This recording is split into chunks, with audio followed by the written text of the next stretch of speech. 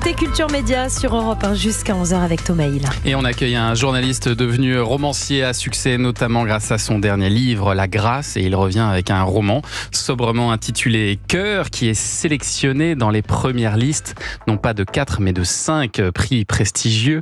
Le Goncourt des lycéens, le Renaudot, le prix Jean Giono et l'Interallié aussi, vous l'avez appris hier soir. Bonjour Thibaut de Montaigu. Bonjour. Et merci beaucoup d'être là ce matin. Est-ce que pour ces prix littéraires, vous êtes dans une sorte de campagne en ce moment, comme il peut y avoir une campagne pour obtenir un Oscar, par exemple?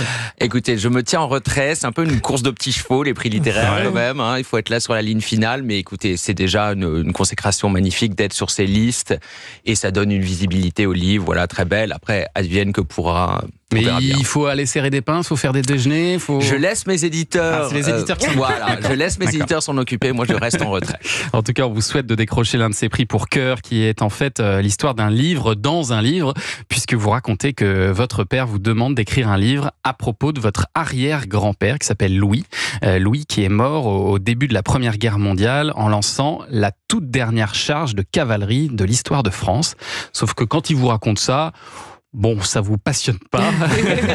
Vous en avez pas grand-chose à faire de l'histoire de votre arrière-grand-père. C'est vrai, hein, ça, sur le papier, vous vous dites qu'est-ce que je vais en faire de ce truc? C'est la Première Guerre mondiale, donc c'était il y a plus de 100 ans. Ouais. Il dit effectivement, c'est la dernière charge de cavalerie, c'est un acte héroïque parce qu'il est parti sabre au clair sur son cheval contre des mitraillettes et des canons. Et donc au début, je me dis mais qu'est-ce que je vais faire de cette histoire? Et puis c'est lui vraiment qui a insisté, qui m'a envoyé toutes sortes de documents sur cette charge, jusqu'à ce que je comprenne qu'en effet, c'était un acte inouï et suicidaire par bien des aspects, comme si lui-même avait cherché la mort dans cette charge parce qu'il n'avait aucune chance d'en réchapper en fait. Oui, il faut expliquer que c'est des chevaux et des sabres contre en face des mitraillettes et des canons. Hein. Donc, exactement. Soit c'est suicidaire, soit c'est héroïque, mais c'est ça qui vous interroge en fait. Et surtout que la cavalerie combattait plus depuis 50 ans, vous imaginez, on n'allait pas envoyer des chevaux et des hussards, il était capitaine aux hussards, cet arrière-grand-père, c'était complètement irrationnel. Donc il y avait déjà un acte d'un héroïsme fou, mais derrière ça, j'ai compris qu'il y avait une histoire personnelle et que sans doute se cachait un secret de famille, comme si lui-même vraiment avait cherché à mourir dans cette charge, bien qu'il ait sauvé un bataillon d'infanterie grâce à celle-ci. Et donc vous allez mener un travail d'enquête, vous reprenez en fait un peu votre casquette de journaliste, en plus de celle d'écrivain là. Ouais, tout à fait. C'est un récit où tous les faits sont vrais. Donc effectivement, je suis allé enquêter. Comme dans beaucoup de familles, finalement, j'ai trouvé beaucoup de choses. Vous voyez, dans des vieilles malles, j'ai retrouvé des correspondances, des photos en noir et blanc. On a un peu tout ça dans nos familles.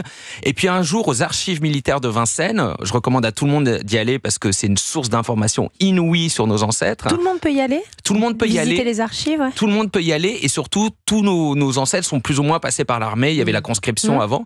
Et c'est extrêmement détaillé. On trouve les dates de mariage, les naissances. On trouve des choses même qui appartiennent à la vie privée. Et donc, j'ai trouvé aux archives de Vincennes le dossier de Louis, mon arrière-grand-père, où je découvre que 3 ans avant la guerre de 14, il quitte brusquement l'armée du jour au lendemain sans raison et il la réintègre en catastrophe quelques semaines avant le conflit.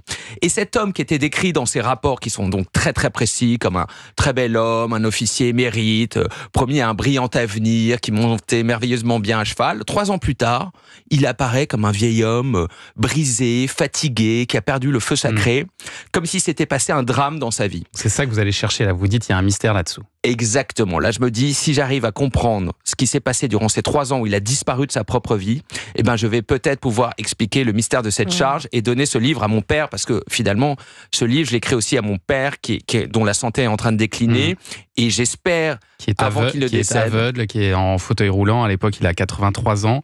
Lui qui était un aristocrate à la beauté insolente, hein, vous le comparez même à Alain Delon. Tout à fait. Et vous avez envie de lui faire ce dernier cadeau, en fait. Exactement. Je me dis, il faut que j'écrive ce livre pour lui parce qu'il est fasciné par cette histoire, il est fasciné par cet acte d'héroïsme. Et donc, ce qui était assez beau, c'est que plus j'enquêtais, plus j'avançais dans cette histoire, plus j'avais l'impression que je redonnais vie à mon père. Enfin, je lui redonnais des couleurs avec cette histoire. Et j'étais un peu comme Scheherazade, vous savez, dans Les Mille et une Nuits, qui chaque nuit doit raconter un nouveau conte au roi pour retarder le jour de son exécution. C'est vrai que physiquement, on vous imagine bien en Scheherazade. Il y a vraiment quelque chose. Non, il y a quelque chose. C'est mon côté brun bronzé, c'est ça. Et ça lui a fait du bien à votre père. Eh ben, tout à fait, parce que j'avais l'impression que plus j'avançais dans ce livre, plus je le maintenais en vie, comme si le destin de ce livre était lié au destin de son cœur. C'est aussi le titre du livre, parce qu'il souffrait d'insuffisance cardiaque et sa santé déclinait. Et j'avais l'impression que ce livre le maintenait en vie et le portait. Et donc c'était très important pour moi de l'écrire. On va continuer à parler de cette histoire Cœur qui est disponible aux éditions Albin Michel. Et puis on va parler série avec Héloïse. Et oui, je vous parle d'une toute nouvelle série qui n'est même pas encore arrivée sur Apple TV+. C'est français. Ça s'appelle La Maison. C'est avec Lambert Wilson et Carole Bouquet. Vous l'avez déjà vu? Ah non, mais attendez, elle a là, le c'est bras. sorti partout. Elle a le bras. Déjà, elle a des codes de toutes les plateformes. Oui, déjà. Et en plus, elle les partage pas. Et en plus, elle voit tout avant tout le monde. 9h30, 11h sur Europe 1. Culture Média. Lorsque vous voyagez avec KT Pacifique, nous ne perdons